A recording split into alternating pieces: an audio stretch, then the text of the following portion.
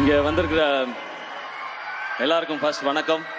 என்னோட Madrasi team, press, media, தானு sir, RB Chowdhury sir, இங்கே வந்திருக்கிற கெஸ்ட்ஸ், ஃபேமிலி, இங்கே இருக்க ஸ்டூடெண்ட்ஸ் எல்லாருக்கும் வணக்கம். தானு சார், ஆர்பி சௌத்ரி சார், இங்கே வந்திருக்கிற கெஸ்ட்ஸ், ஃபேமிலி, இங்கே இருக்க ஸ்டூடெண்ட்ஸ் எல்லாருக்கும் வணக்கம்.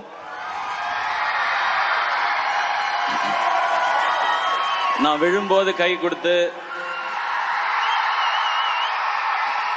எழும்போது என்னை தூக்கி விடுற என்னுடைய ஃபேன்ஸான என் பிரதர்ஸ் அண்ட் சிஸ்டர்ஸ் எல்லாருக்கும் வணக்கம், நன்றி.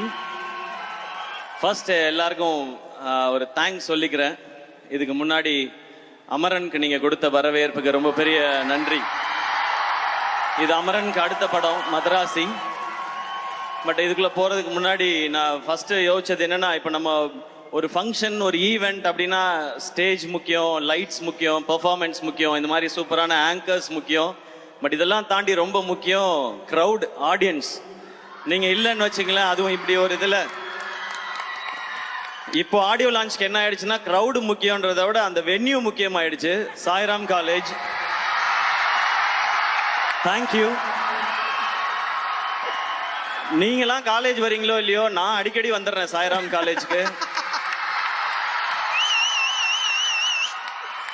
எனக்கு தெரிஞ்சு நம்ம சார் இருக்காரு, எனக்கு தெரிஞ்சு ஆடியோ லான்ச்சுக்கு ஒரு தனி கோர்ஸ் வந்துடும் நினைக்கிறேன் சாய்ராம் காலேஜ்ல கொஞ்ச நாள்ல. ஸோ எனக்கு முன்னாடி வரும்போது ஆடியோ லான்ச்சுக்கு போறோம், அங்க எப்படி இருக்கும் அப்படின்னு தெரிலன்னு இருந்துச்சு. இப்ப சாய்ராமுக்கு போறோம், நம்ம இடத்துக்கு போறோம், என்ன ஜாலியா இருக்கும் அப்படின்றது தான் ஃபீல். இது நான் சும்மா நீங்க கை தட்டுவீங்க அப்படின்றதுக்கு சொல்லல. இங்க இருக்கிற இந்த ஹீட்ல, இந்த வேர்வையில கடந்த 4 மணி நேரமா நீங்க ஒரு எனர்ஜி கொடுத்துட்டு இருக்கீங்கல்ல, வேற லெவல். இங்க இன்னைக்கு மதராசி ஆடியோ லான்ச். இந்த படத்தை பத்தி பேசுறதுக்கு முன்னாடி நான் ஒரு சின்ன பிளாஷ்பேக் மட்டும் போயிட்டு வரேன். 2014 போயிட்டு வரேன். ஒரு 14 வருஷம் முன்னாடி, 12 ஒரு 14 வருஷம் முன்னாடி நான் வந்து ஆங்கரா இருந்த டைம். அப்போ வந்து 7ஆம் அறிவு படம் ரிலீஸ். அப்போ எனக்கு ஒரு ஃபோன் கால் வந்துச்சு, இந்த மாதிரி நீங்கள் 7ஆம் அறிவு படத்தில் வந்து ஆடியோ லான்ச் நடக்குது, அதுக்கு நீங்கள் ஆங்கராக பண்ண முடியுமான்னு. ஏங்க எவ்வளோ பெரிய படம், எவ்வளோ பெரிய பெரிய காம்பினேஷன், இதை நான் பண்ணுறதுக்கு என்ன, உடனே பண்ணுறேன் அப்படின்னு சொல்லிட்டு உடனே ஒத்துக்கிட்டேன். அவ்வளோ எக்ஸைட்மெண்ட் எனக்கு. அப்புறம் ஒரு 2 நாளில் திரும்ப ஃபோன் வந்துச்சு, இல்லைங்க அது கரெக்டாக வராதுன்னு நினைக்கிறேன், அது வந்து ஒரு ஹீரோ வச்சு போகலான்னு முடிவு பண்ணிட்டாங்க, அதனால நீங்கள் அதில் ஆங்கரிங் பண்ண முடியாது, ஸ்கிரிப்ட் பண்ணுறீங்களான்னு கேட்டாங்க. நான் சொன்னேன், ஏங்க இவ்வளோ பெரிய படத்தில் ஏதாவது ஒரு பார்ட்டாக இருந்தால் கூட எனக்கு ஓகே தான், அதனால நான் வந்து பண்றேன்னு சொன்னேன். அந்த ஷோ வந்து ஜெய் அண்ணன் ஹோஸ்ட் பண்ணாங்க, எனக்கு அவரை ரொம்ப பிடிக்கும். அதனால நான் இந்த மாதிரி ஒரு ஈவெண்ட் ஸ்டேஜுக்கு பின்னாடி சைடில் நின்று ஜெய் அண்ணனுக்கு வந்து நெக்ஸ்ட் லிங்க் சொல்லிட்டே இருக்கணும். அந்த கேப்ல வந்து நான் பார்த்தா சூர்யா சார் உட்காந்துருக்காங்க, முருகதாஸ் சார் உட்காந்துருக்காங்க, பக்கத்தில் உதயநிதி ஸ்டாலின் சார் உட்காந்துருக்காரு, செம்ம க்ரௌடு எல்லாமே இருக்கு. அந்த கேப்ல தான் அது தெரிஞ்சுக்கிட்டே இருந்தது. அதுவே எனக்கு அவ்வளோ சந்தோஷம். அந்த ஆங்கரிங் சான்ஸ் நான் எதிர்பார்த்தது எதுக்கான, இன்னைக்கு ஒரு சான்ஸ் கிடைச்சதுன்னா நம்மளோட திறமையெல்லாம் ஏதாவது காமிச்சு முருகதாஸ் சார் படத்தில் ஏதாவது ஒரு ரோல் வாங்கிடலாமா அப்படின்னு ஆசையோட தான் வந்தேன். ஆனால் ஸ்டில் அந்த ஷோவை நான் என்ஜாய் பண்ணேன். அப்படியே ஒரு சில வருஷம் கழிச்சு இன்னொரு ஃபோன் கால் வந்தது. முருகதாஸ் சாரோட ஏஆர் முருகதாஸ் ப்ரொடக்ஷன்ஸில் ஒரு படம் பண்ணுறாங்க, அவருடைய அசிஸ்டண்ட்டை வச்சு நீங்கள் ஹீரோவாக நடிக்கணும்னு சொல்கிறாங்க. அடடே, இதுக்கு தானே நம்ம ஆசைப்பட்டோம், நம்ம ரெடின்னு சொல்லி போனேன். அதுதான் அந்த மான்கராத்தே படம். அந்த படம் ஆடியோ லான்ச்ல வந்து முருகதாஸ் சார் இருந்தாங்க, சீஃப் கெஸ்ட் வந்து சங்கர் சார். அப்ப நான் பேசும்போது சொல்லியிருந்தேன், நான் இப்பதான் ஆரம்பிச்சிருக்கேன், என்னைக்காவது ஒரு நாள் நான் வந்து முருகதாஸ் சார் டைரக்ஷன்ல நடிக்கணும், சங்கர் சார் டைரக்ஷன்ல நடிக்கணும், அதுதான் என்னுடைய ஆசை, அதுக்கு என்னுடைய திறமையும் வியாபாரத்தையும் நிச்சயமா வளர்த்துக்குவேன்னு சொல்லி பேசியிருந்தேன். அப்ப அந்த ஆடியோ லான்ச் வந்தப்ப, அப்பதான் அந்த சோசியல் மீடியா ஆரம்பிச்ச டைம். அதுல எல்லாருமே நிறைய கிண்டல் பண்ணாங்க. 2 படம் ஓடிடுச்சுன்னா உடனே உனக்கு முருகதாஸ் படம் கேக்குதா, சங்கர் படம் கேக்குதான்னு சொன்னாங்க. ஆனா அன்னைக்கு ஒரு நம்பிக்கை மட்டும் இருந்துச்சு, விடாம உழைச்சா என்னைக்கோ ஒரு நாள் அது நடந்துரும்ன்ற நம்பிக்கை இருந்துச்சு. நீங்க கை தட்டிக்கிட்டே இருந்தீங்க, நான் ஓடிக்கிட்டே இருந்தேன். இன்னைக்கு மதராசி ஏஆர் முருகதாஸ் சார் டைரக்ஷன்ல நான் ஹீரோ, இங்க நின்று பேசிக்கிட்டு இருக்கேன். இது நான் மட்டும் உழைச்சு அப்படி பண்ணிட்டெல்லாம் கிடையாது. நம்மால் ஒருத்தன் ஓடுறான்டா, அவனை தட்டி கொடுறா, தூக்கிட்டு போகணுண்டான்னு சொல்லி நீங்க எல்லாரும் கை தட்டி என்னை தூக்கிட்டு வந்தீங்க, நிக்க வச்சிருக்கீங்க. அந்த எனர்ஜியோட தான் இந்த படத்துல நான் வேலை பார்த்திருக்கேன். ஏஆர் முருகதாஸ் சார், நீங்க வந்து எல்லா ஹீரோஸ்க்கும் உங்களோட நடிக்கணும்னு ஆசை சார். ஏன்னா உங்களுடைய படங்கள் அந்த மாதிரி உங்களுடைய முதல் படம் தலையோட தீனா, அவருக்கு தலைன்னு டைட்டில் கிடைச்ச படம். அந்த ஃபர்ஸ்ட் ஷாட் ஞாபகம் இருக்கு. அவர் அந்த தண்ணியில அவருடைய கால் ஷாட் ஒன்று வரும், ஒரு கண்ணாடி ஒன்று உடஞ்சிருக்கு, அதில் அவர் கண்ணு ஷாட் ஒன்று வரும், அது எனக்கு ஞாபகம் இருக்கு. அதுக்கடுத்து நீங்க கேப்டனை வச்சு ரமணா பண்ணீங்க. அது வரைக்கும் நம்ம பார்த்த கேப்டன் வேற, ஒரு மாஸ் ஹீரோவா இருந்த கேப்டனை மாஸ் லீடரா மாத்தினது ரமணா படமும் அவருடைய அந்த லுக்கும் பெர்ஃபார்மன்ஸும். அதுக்கப்புறம் கஜினி சொல்லவே வேணாம். சூர்யா சாரை பயங்கரமா நம்ம ரசிச்சுட்டு இருக்கும்போது அவருக்கு 2 ஷேடு. இந்த பக்கம் வந்து சஞ்சய் ராமசாமின்னு பயங்கர ஸ்டைலிஷா ஒரு லவர் பாயா ஒரு சைடு, இன்னொரு சைடு அந்த மொரட்டு ஆக்ஷனா அவருடைய லுக். அதுக்கப்புறம் துப்பாக்கி,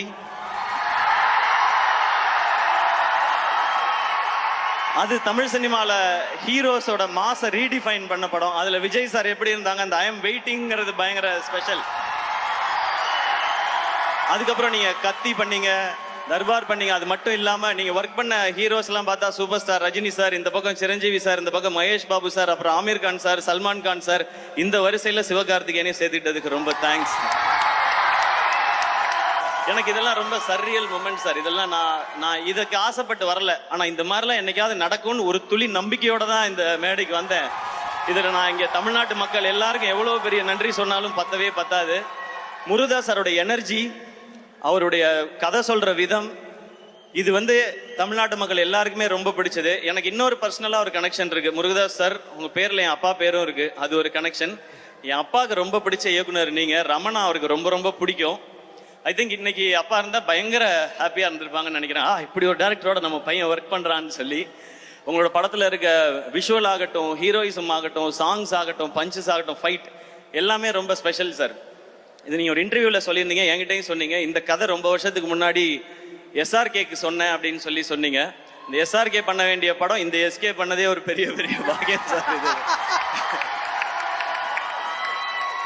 நான் எனக்கு தெரிஞ்சு அந்த டயலாக நான் திருப்பி திருப்பி சொல்லிட்டே இருக்கணும்னு நினைக்கிறேன். இந்த உலகம் அடுத்த வினாடிக்குள் ஒளித்து வைத்திருக்கும் ஆச்சரியங்கள் ஏராளம் அப்படின்னு. அப்படி ஒரு ஆச்சரியம் தான் எனக்கு இந்த படம் நடந்தது, உங்களோட ஒர்க் பண்ணதும். உங்களோட ஒர்க் பண்ண இத்தனை நாளும் நீங்க கொடுக்குற எனர்ஜி. சார் வந்து ரொம்ப ரேரா தான் டென்ஷன் ஆவாங்க, ஏன்னா ரொம்ப கூல், கரெக்டா வேலை நடந்தா போயிட்டேன். அப்படி சாரையே டென்ஷன் ஆக்குற குரூப் இருக்காங்க இங்க, அவரோட ஏடிஸ். ஸோ உங்களுக்கும் உங்க டீமுக்கும் ரொம்ப பெரிய நன்றி. இது பெரிய ஜேர்னி. சாரோட நம்மளால நிறைய பேச முடியாது, ஏன்னா சார் ரொம்ப ரொம்ப சீனியர். நான் 10th படிச்சுட்டு இருக்கும்போது சாரோட ஃபர்ஸ்ட் படம் வந்துச்சு.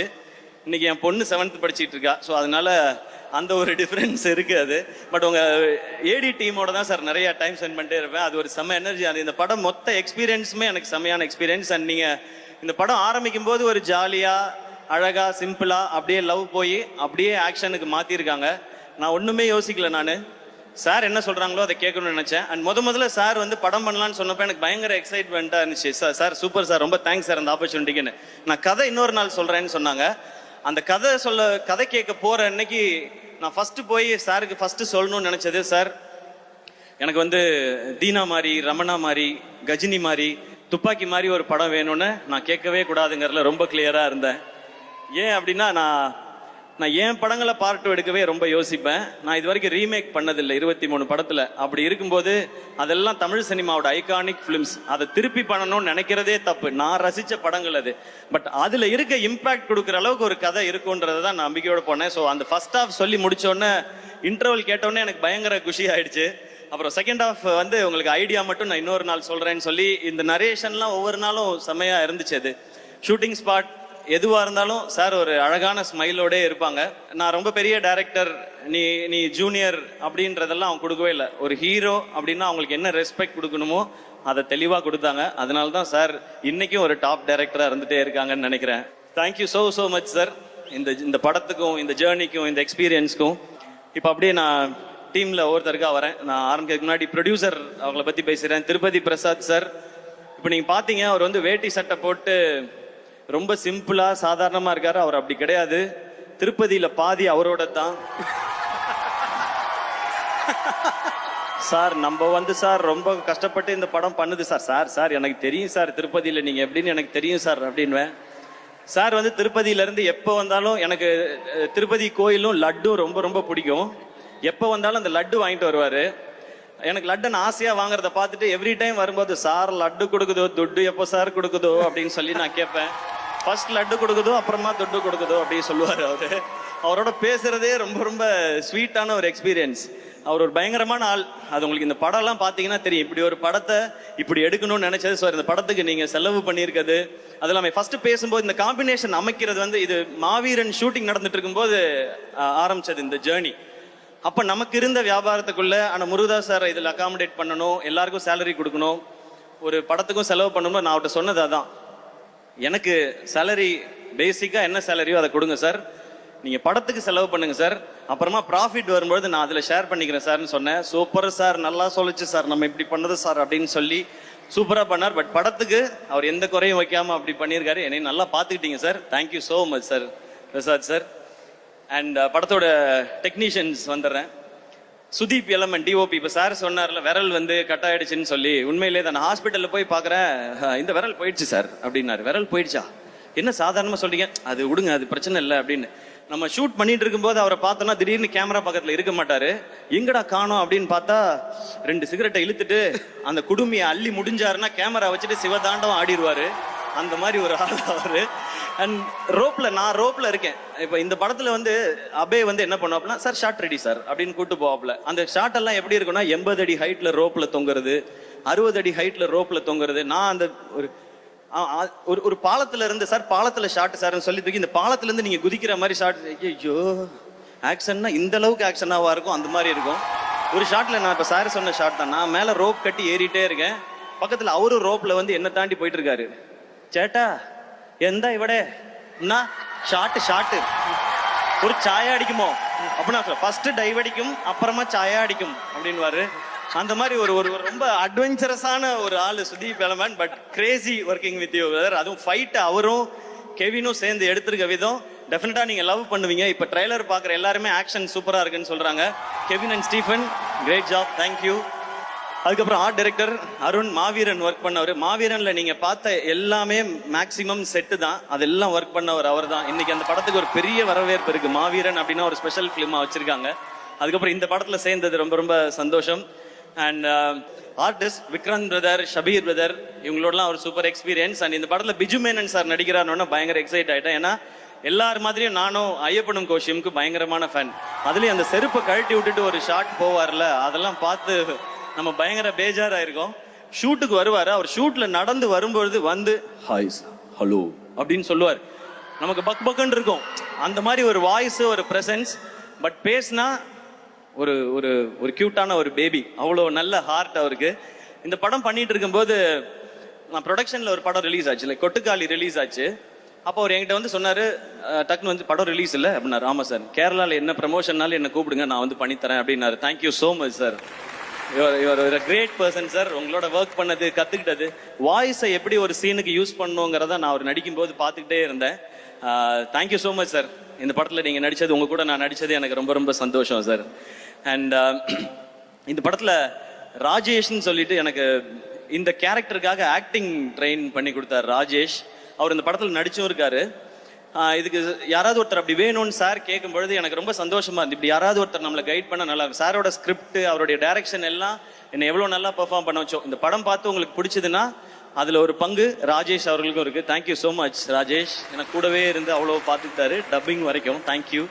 ருக்மிணி, இந்த படம் மதராசின்றது ஒரு ஒரு ஒரு மேட்னஸ், ஒரு ஆக்ஷனாக இருக்கட்டும், லவ்வாக இருக்கட்டும், அது ஒரு மேட்னஸ். அது லவ் எவர் கிரீன். தியாகராஜ பாகவதர் காலத்தில் ஆரம்பிச்சு அனிருத் அவர்களுடைய காலம் வரைக்கும் லவ்ங்கிறது வந்து எப்பவுமே எவர் கிரீனா இருக்கிறது. அந்த காலத்துலலாம் லவ் ரொம்ப நல்லா இருந்துச்சுப்பா. இந்த காலத்துல இந்த ஜென்சி பசங்க லவ்வே சரியில்லைப்பா அவனுங்க, அப்படிலாம் கிடையவே கிடையாது. எல்லா காலத்துலயும் லவ்ங்கிறது பியூர். லவ் பண்ற பசங்களாகட்டும், லவ் பண்ற பொண்ணுங்களாகட்டும், உண்மையா ஒரு பார்ட்னர் கிடைச்சிட்டா அவங்களுக்காக என்ன எக்ஸ்ட்ரீமுக்கும் போவாங்க, என்ன வேணாலும் செய்வாங்க.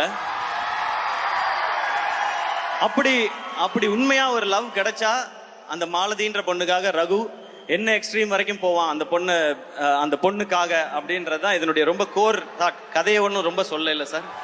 ஸோ அதான் சொல்லிட்டேன், அப்புறம் என்னன்றீங்களா சார்? இல்லை ஓகே சார், அவ்வளோட நிறுத்திக்கிறேன் சார். நான் அதுக்கு ஒரு கேரக்டர் வேணும்போது சார் சொன்னாங்க ருக்மிணி இந்த ரோலை பண்றாங்க அப்படின்னு சொன்னாங்க.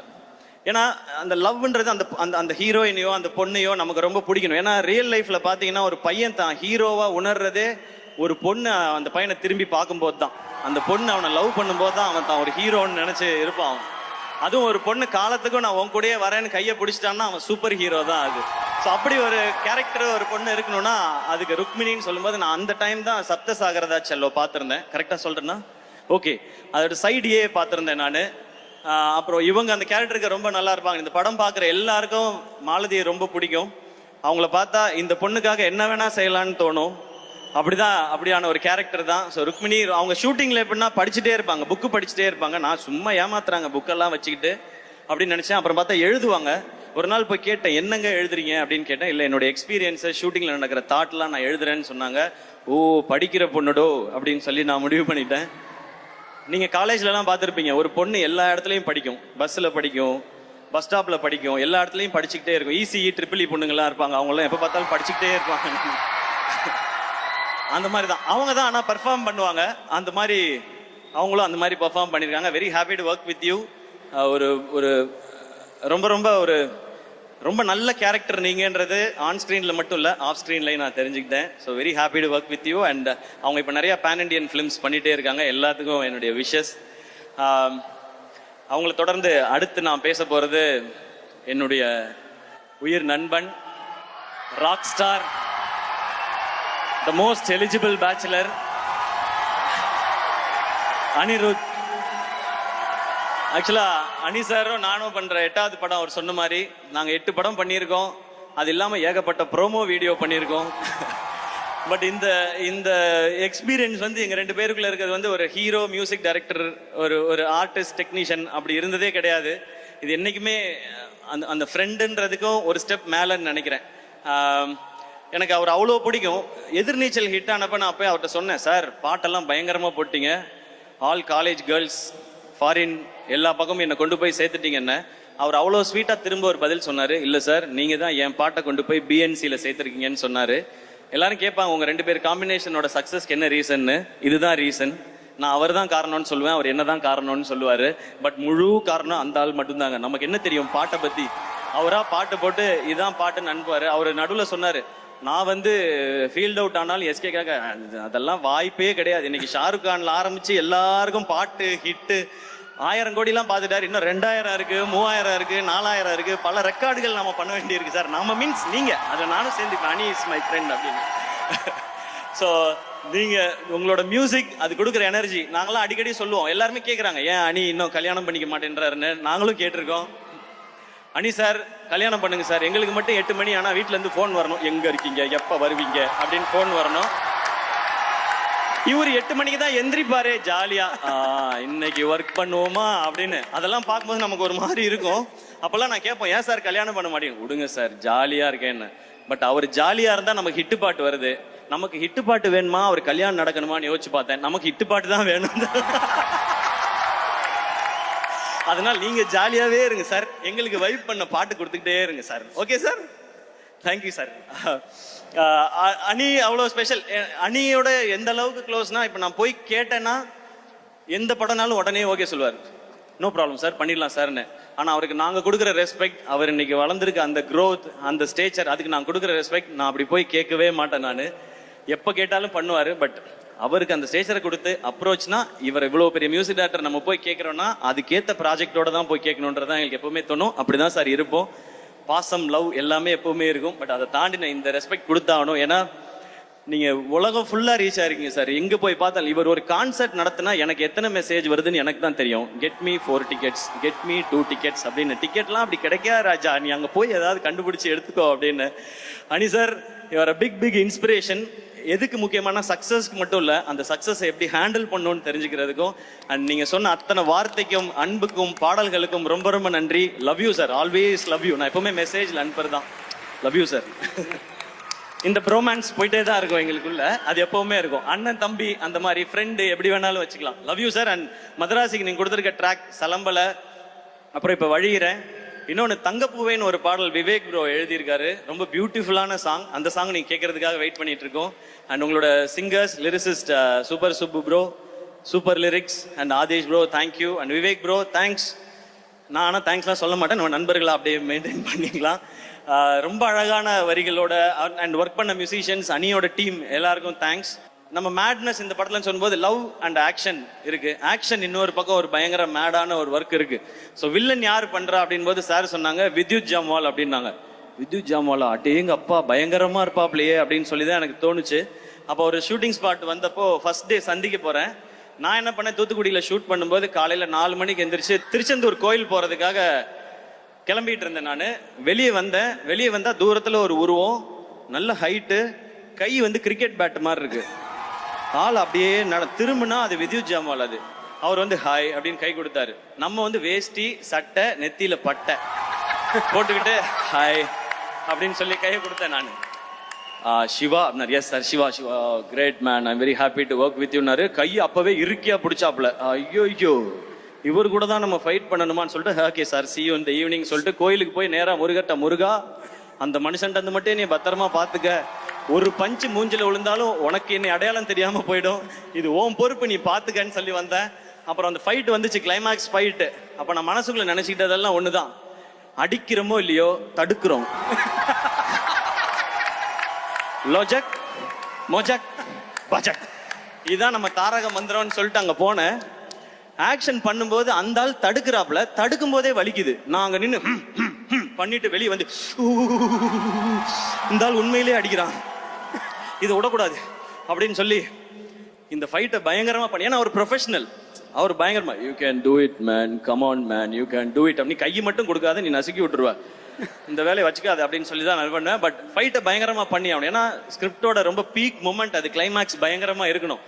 அப்போ ஓகே நம்ம என்னமாவது பண்ணி ரிஹர்சல் பண்ணியாவது பண்ணிடலான்னு சொல்லி நான் முடிவு பண்ணி இறங்கி ஃபைட் பண்ணிட்டேன். அப்புறம் அவரே அப்ரிஷியேட் பண்ணார். அப்போ மனசுக்குள்ள நினைச்சுக்கிட்டேன், எத்தனை கேப்டன் படம், எத்தனை அர்ஜுன் படம், சரத்குமார் படம்லாம் பார்த்துருக்கோம், உடுவோமா நாங்க ஃபைட் அப்படின்னு சொல்லி அப்படி நின்னுட்டோம். ஒரு மாதிரி அவரோட சேர்ந்து படத்துல பார்க்கும்போது எக்ஸைட்டிங்கா இருக்கும். Vidyut Jammwal bro thank you so much. ஏன்னா அந்த சிங்க் வரணும் 2 பேருக்கும், இல்லைன்னா கண்டிப்பா 1-2 அடி விழும். அப்படியே விழுந்துச்சு, ரெக்கவர் ஆகிறதுக்கு 2-3 நாள் ஆச்சு. பதிலுக்கு அவருக்கும் 2-3 விழுந்திருக்கும், நம்மளும் அதை பண்ணியிருப்போம் இல்லையா. அந்த மாதிரி தானே நம்ம ஸ்கூல்ல கில்லுனாலே சும்மா இருக்காதுல்ல, திருப்பி கில்றாள் நம்ம எப்படி அப்படி விடுவோம். ஸோ அதெல்லாம் நடந்துச்சு. பட் ஒரு கிவ் அண்ட் டேக்ல நல்லா வந்திருக்குன்னு நம்புறேன். சார் அப்ரிஷியேட் பண்ணும்போது ரொம்ப சந்தோஷமா இருக்கு. இந்த இந்த இந்த ஷூட்டிங் ஸ்பாட்டே ஒரு மாதிரி நமக்கு ஒரு ரொம்ப சரியலான எக்ஸ்பீரியன்ஸ் தான். ஏன்னா அவங்க எல்லாருக்கும் தெரியும் எனக்கு துப்பாக்கி படம் எவ்வளோ பிடிக்கும்னு சொல்லி. நான் அந்த டைம்ல போட்ட ட்வீட் ஒன்று இருக்கு, இன்னைக்கு தேதியில கையில துப்பாக்கி வச்சிருக்கவனோட துப்பாக்கி டிக்கெட் வச்சிருக்கவன் தான் பெரிய ஆளு, I got the FDFS ticket I சேன்னு சொல்லியிருப்பேன். அந்த அளவுக்கு எனக்கு அந்த படம் பிடிக்கும். அந்த படம் ட்ரெய்லர் வரும்போதே எனக்கு அவ்வளோ ஆர்வம். இப்போ ஷூட்டிங்ல யோசிச்சு பாருங்க, எனக்கு இந்த பக்கம் துப்பாக்கி டைரக்டர், இந்த பக்கம் துப்பாக்கி வில்லன், நடுவுல நம்ம, அண்ட் இதுக்கு நடுவுல வந்து விஜய் சார் வந்து அவரோட ஒரு சீன் நமக்கு துப்பாக்கி கொடுக்குற மாதிரி. இதை எதிர்பார்த்து அன்னைக்கு அந்த ட்வீட் நான் போடல, சார் படத்துல நடிப்பேன்னு நினைச்சு நான் போடல, இதெல்லாம் நடக்கும்னு நினைச்சு போடல. இது கடவுளும் நீங்களும் கொடுத்தது, இப்படிதான் நடக்கணும்னு நீங்க முடிவு பண்ணிருக்கீங்க, அது படி போயிட்டு இருக்கு. ஸோ இது அத்தனைக்கும் உங்க எல்லாருக்கும் நான் நன்றி சொல்லணும்னு நினைக்கிறேன். அண்ட் இவ்வளவு தூரம் அதை பேசிட்டதுனால அந்த ஒரு மேட்டரை இங்க பேசிடலாம்னு நினைக்கிறேன் நான். ஏன்னா இவ்வளவு தூரம் அப்படியே நார்மலா தான் இருந்துச்சு, சரி அது வேணுமா வேணாமான்னு மைண்டுக்குள்ள ஓடிட்டே இருக்கு. பட் துப்பாக்கி இதெல்லாம் பேசியாச்சு, அதனால நான் அதையும் பேசிடுறேன். இந்த விஜய் சாரோட இந்த சீன் நடிச்சதுக்கு அப்புறம் நிறைய பேருக்கு ரொம்ப சந்தோஷம், ரொம்ப அழகா இருக்கேன் இந்த சீனுன்னு சொல்லி.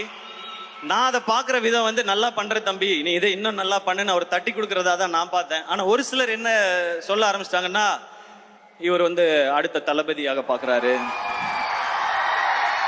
இவர் வந்து அந்த தளபதியாக பாக்குறாரு, இந்த தளபதியாக பாக்குறாரு, குட்டி தளபதி, திடீர் தளபதி அப்படிலாம் சொல்றாங்க. நான் சொல்லிக்கிறது ஒன்னே ஒண்ணுதான், நான் அப்படி நினைக்கிற ஆளா இருந்தா அவரு என்கிட்ட துப்பாக்கியை கொடுத்திருக்க மாட்டாரு, நானும் வாங்கியிருக்க மாட்டேன். அண்ணன் அண்ணன் தான், தம்பி தம்பி தான். இந்த லெவல்லயே நான் இதை புரிஞ்சுக்கிட்டு இப்படிதான் இருக்கணும்னு நான் நினைக்கிறேன். இதை இந்த மேடையில தெளிவாகவும் சொல்லிக்கிறேன். ஏன்னா எங்கெங்கயோ சொல்லி பார்த்தேன், அதை சிலர் விடுறதா இல்ல. இப்ப என்ன சொல்றாங்கன்னா, இவர் வந்து அவருடைய ரசிகர்களை பிடிக்கணும்னு நினைக்கிறார். அப்படிலாம் யார் ரசிகர்களையும் யாரும் பிடிச்சிட முடியாது ராஜா. ரசிகர்ன்றது ஒரு பவர், ஒரு பவர் அது. விஜய் சார் வந்து இன்னைக்கு நான் படம் லாஸ்ட் படம் நடிக்கிறேன், அடுத்து அரசியலுக்கு போறேன் போது பின்னாடியே அவரோட நின்று போறாங்க. தல அஜித் சார் மன்றத்தை கலைச்சு ரொம்ப வருஷம் ஆச்சு. நீங்க மன்றத்தை கலைச்சாலும் பரவாயில்ல, நாங்க உங்க கூட தான் நிப்போன்னு நிக்கிறாங்க. இந்த பக்கம் கமல் சார், அவர் மாதிரி பெர்ஃபார்ம் பண்ண இந்தியாவிலே ஆள் கிடையாது. அவர் வெற்றி தோல்வி இதெல்லாம் விட்டுட்டு உண்மையான கலைஞன், என்னோட கலைஞன், உலக நாயகன் கூட இன்னமும் நிக்கிறாங்க. இந்த பக்கம் சூப்பர் ஸ்டார் ரஜினிகாந்த் சார் 50 வருஷமா சூப்பர் ஸ்டாரா நிற்கும் போது அவங்களோட நிக்கிறாங்க. இந்த மாதிரி தான் அடுத்திருக்க Suriya sir, Vikram sir, Simbu sir, Dhanush sir, இவங்க எல்லாருக்கும் ரசிகர்கள் இருக்கிறாங்க. அப்படி போய் அவங்க ரசிகர்களை நம்ம எடுத்துக்க முடியாது. நம்ம ரசிகர்களை சம்பாதிக்கணும். என்னோட ஸ்ட்ரென்த்துக்கு நான் ஏதோ ஒரு 13 வருஷம் போராடி விழுந்து எந்திரிச்சு கஷ்டப்பட்டு நான் கொஞ்சம் பேரை சம்பாரிச்சிருக்கேன் இங்க.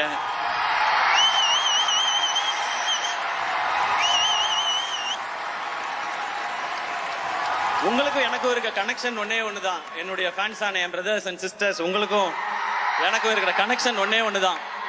நான் நல்லா இருக்கணும், என் குடும்பம் நல்லா இருக்கணும், நான் ஜெயிக்கணும்னு நீங்க நினைக்கிறீங்க, அதே தான் நானும் நினைக்கிறேன். நீங்க நல்லா இருக்கணும், உங்க குடும்பம் நல்லா இருக்கணும், நீங்களும் வாழ்க்கையில ஜெயிக்கணும்னு நான் நினைக்கிறேன். இவ்வளவுதான் நமக்குள்ள இருக்க பாண்டிங். இதுக்குள்ள 1000 விமர்சனம் வரும், அதை பத்தி நம்ம கவலைப்பட வேணாம். நல்ல விமர்சனங்கள் வந்தா நம்மளை திருத்திக்கிறதுக்கு எடுத்துப்போம். தேவையில்லாத, ஏன்னா விமர்சனங்கள் பார்க்காத ஆளே கிடையாது. சச்சின் டெண்டுல்கர் எல்லாருக்கும் பிடிச்சவர் தான். அவர் என்ன சொன்னாங்க, 90s வந்தாலே நர்வஸ் ஆயிடுவாரு, அவர் அவுட் ஆயிடுவார். டேய் 100 அடிச்சவனாடா 90 வந்தா நர்வஸ் ஆகுறான், என்னடா பேசுறீங்கன்றது இருக்கும். இந்த பக்கம் இப்ப வந்தா ஒரு ஐபிஎல் கொஞ்சம் ஒரு மாதிரி இருக்கும்போது தோனி அவரை பத்தி அவர் எதுக்குங்க இதுக்கு என்னங்க ஏதுன்னா 5 IPL cup Chennai super Kings அடிச்சிருக்கு. இதை போய் நீங்க இவர் இருக்கலாமா போலாமான்னு. சோ அப்பேற்பட்ட சாதனை பண்ண அவருக்கே விமர்சனங்கள் வருதுன்னா நம்ம இப்பதான் ஆரம்பிச்சு போயிட்டு இருக்கோம். நம்ம மேலே விமர்சனங்கள் வரும், அதுல நல்லதை எடுத்துப்போம். என்ன நம்ம மேல புதுசா விமர்சனம் வருது. நான் ஏதாவது ஒரு படம் நல்லா இருக்குன்னு கூப்பிட்டு பாராட்டணும், இதோ இவரு பாராட்டுறாருப்பா இந்த படத்தை அப்படின்றாங்க.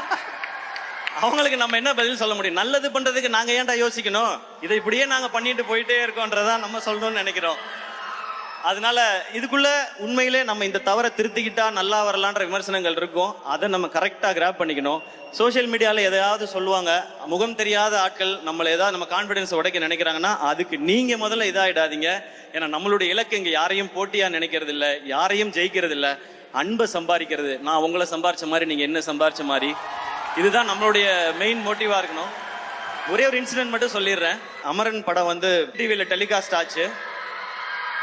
அதுக்கு அடுத்த நாள் ஒரு அம்மா பாக்குறதுக்கு ரொம்ப நேரமா வெயிட் பண்ணிட்டே இருந்தாங்க. அப்ப நான் என்ன ரொம்ப நேரமா இருக்காங்களே வாங்கம்மான்னு சொன்னேன். அவங்க உள்ள வந்த உடனே கண்ணெல்லாம் கலங்கிட்டு, நேற்று நைட் அமரன் படம் டிவியில பார்த்தோம், அந்த கிளைமேக்ஸ் பார்த்தோன்னே ஒரு மாதிரி ஆயிடுச்சு. சினிமா தான் தெரியும், ஆனா இருந்தாலும் உங்களை அப்படி பார்க்கும்போது ஒரு மாதிரி ஆயிடுச்சு, உங்களை ஒரு தடவை தொட்டு பார்த்துக்கிட்டுமான்னு சொல்லி தொட்டு பார்த்தாங்க. எனக்கு எமோஷனல் ஆயிடுச்சு. அப்ப சொன்னாங்க, நாங்க ஒரு ஓல்டேஜ் ஹோம்ல இருக்கோம், அங்க நிறைய பெரியவங்க வயசானவங்க எல்லாம் இருக்காங்க. நேற்று படம் பார்த்ததுக்கு அப்புறம் அவங்கள நிறைய பேர் சாப்பிடல, ஒரு மாதிரி டிசப்பாயிண்ட் ஆகி தூங்கிட்டாங்க, ஒரு மாதிரி அப்செட் ஆயிட்டாங்க.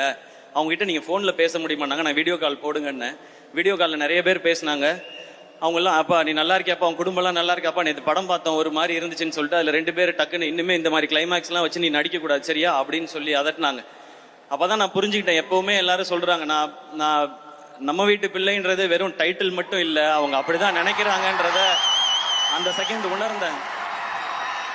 நான் உழைக்கிறதுக்கு மேல ஒரு அன்பை நீங்க கொடுத்துக்கிட்டே இருக்கீங்க, அந்த அன்புக்கு மேல நான் உழைக்கணும்னு ஓடிக்கிட்டே இருக்கேன். இது மட்டும்தான் என் மைண்ட்ல இருக்கு. இன்னும் கடுமையா உழைச்சிட்டே இருப்பேன். நீங்களும் அதே மாதிரி இருங்க. இன்னைக்கு ரொம்ப தூரத்துல இருந்தெல்லாம் நிறைய பேர் வந்திருக்கீங்க, என்னுடைய தம்பிகள் எல்லாம் வந்திருக்கீங்க, தங்கச்சி தம்பிகள் எல்லாம். திரும்ப பத்திரமா வீட்டுக்கு போங்க, எதை பத்தியும் கவலைப்படாதீங்க. ஏன்னா லைஃப்ல சக்சஸ்ங்கிறது இந்த பாக்ஸ் ஆபீஸ் நம்பர்ஸ் அது வர்றது அது இல்லவே இல்லை. அது நம்ம எவ்வளவு அன்பை சம்பாதிக்கிறோன்றது ஒரு பக்கம். இன்னொன்னு, நம்ம தோத்துருவோமோன்னு எல்லாருக்குள்ளேயும் ஒரு பயம் இருக்குல்ல, அந்த பயம் எப்ப இவன் ஜெயிச்சிருவானோன்னு மத்தவனுக்கு மாறுதோ அதுதான் உண்மையான சக்சஸ். இதை மைண்ட்ல வச்சுக்கோங்க. நம்ம ரொம்ப தூரம் பயணிக்க வேண்டியது இருக்கு, சேர்ந்து நிறைய நல்ல விஷயங்களையும் செய்வோம் நம்மளால முடிஞ்சதை. அண்ட் அண்ணன், நீங்க ஆக்ஷன் படம் பண்ணுங்கண்ணே, ஆக்ஷன் படம் பண்ணுங்கன்னு கேட்டுட்டே இருந்தீங்க. முருகதாஸ் சார் டைரக்ஷன்ல, அனிருத் மியூசிக்ல, இப்படி ஒரு ஸ்ட்ராங் டீமோட ஒரு ஆக்ஷன் என்டர்டெய்னர் செப்டம்பர் 5th வருது மதராசி. தியேட்டர்ல என்ஜாய் பண்ணுங்க. இன்னைக்கு பத்திரமா ஊருக்கு போங்க, எல்லாரும் சாப்பிட்டு போங்க. நாளைக்கு போயிட்டு ஆனந்த் அண்ணன்ட்டையும் மோகன் அண்ணன்ட்டையும் நீங்க தகவல் சொல்லணும், நான் காத்திருப்பேன் காலையில நீங்க சொல்லுவீங்கன்னு. வேற யாரையாவது மிஸ் பண்ணியிருந்தா மன்னிச்சிருங்க. And thank you lovable friends, N brother and sister 2 பேருக்கும் thank you for all the love and support. And இந்த ஈவெண்ட்டை சிறப்பாக நடத்தின மொத்த டீமுக்கும் அண்ட் மேனேஜர்ஸ் மொத்த எல்லாருக்குமே என்னுடைய ரொம்ப ரொம்ப நன்றி. Love you. செப்டம்பர் 5th 5, 6, 7 3 நாள் ஹாலிடேஸ், தியேட்டர்ல என்ஜாய் பண்ணுங்க. இந்த படம் உங்க எல்லாருக்கும் பிடிக்கும் நான் நம்புறேன். Love you all.